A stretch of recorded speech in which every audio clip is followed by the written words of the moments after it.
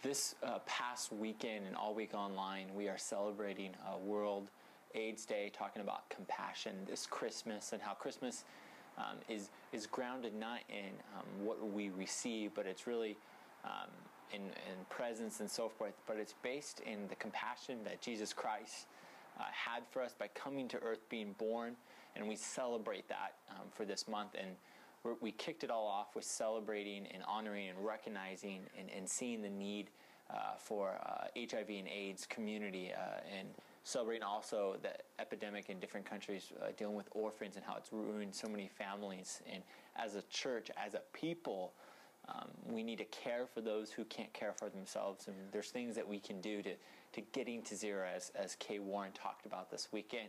And I know it brought up so many emotions. It's such a powerful and moving, with all the stories that were told. And it was a very powerful service. And that brings up the question that I wanted us to talk about, is that idea of need. And as the church, it doesn't matter if you live, again, in Orange County or somewhere else in the world, that we are called to, as people that have received the grace of God, that we have been adopted into God's family, that we call God Father, that we are supposed to care for those who can't care for themselves. I posted up on our Facebook page after watching the message a verse. I spotlighted it, Acts 4. In Acts chapter 4, the Spirit of God has come down and is empowering the church to help and fulfill God's message. And there's this idea that when they started living out for Christ, that power, the powerful story of the resurrection was transforming in the community. It wasn't just a magic trick or some spectacular event, but it really was an everlasting changing moment in history. And something happened that was, I think, so key, and we pass over this, is that in Acts chapter 4, it says that there was no needy among them, meaning those who could not provide for themselves, the people that were really in need, true need, they were taken care of.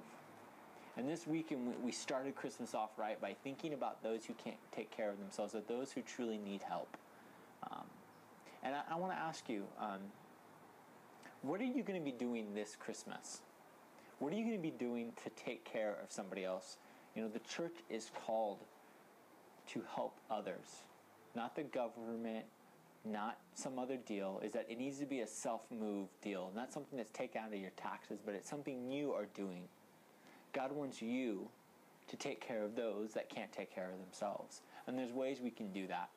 One way we're encouraging and empowering that is that we're having people build find a shoebox. Either buy it at the store or find one that's clean, and put together some different things and give a shoebox to a family in need.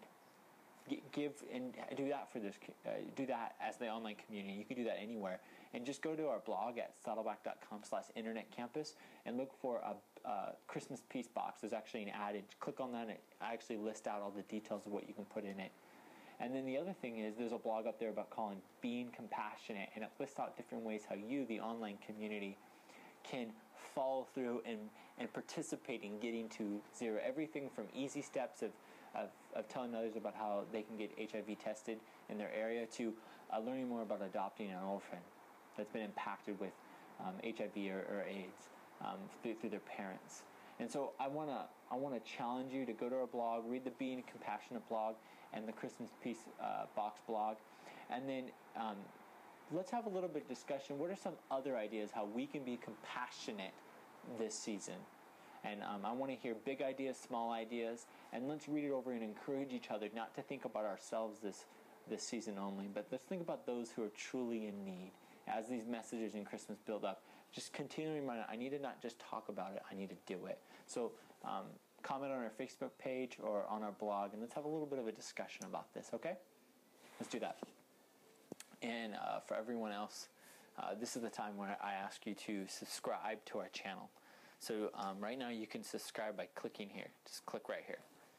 Don't forget, I keep on saying it's kind of weird, but it's not. Don't forget to subscribe. I'm trying to get this ball. My son has this ball. Look at this ball. It's finishing. You can also subscribe by clicking on the ball. I hope it's in shot. Oh, subscribe by clicking on the ball. Actually, you can just click anywhere. Subscribe. I love this ball. Just click right here. Oh, I don't know what else to talk about. I think that's it. I don't know if you can tell, it actually rained in California. We're kind of getting over it. Okay. Don't forget, engage. How can we think about others more this season? Check out our blog to read that Being Compassionate and also that Christmas Peace Box. And let's have a little bit of discussion how we can be thinking about others and helping others. Being the church, being Jesus. So subscribe, and I'll see you guys online.